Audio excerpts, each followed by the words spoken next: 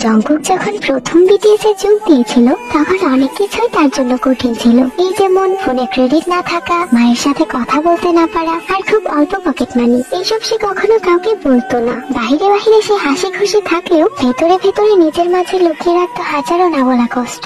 এইসব কেউ না বুঝলেও আমাদের ভি কিন্তু ঠিকই বুঝে ফেলেছিল। জঙ্কুক তাকে কিছু বলেনি, কিন্তু তার চোখে মুখে লুকোনো কষ্ট ভি ঠিকই দেখতে পেত।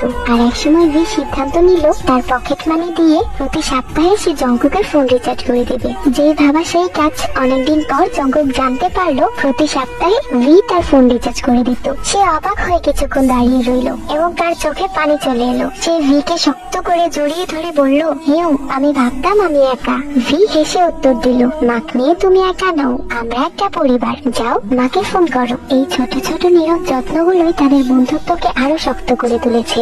এতে করেই বোঝা যায় বন্ধুত্ব মানে শুধু একে অপরের পাশে থাকা না, একে অপরকে বোঝা, অনুভব করা।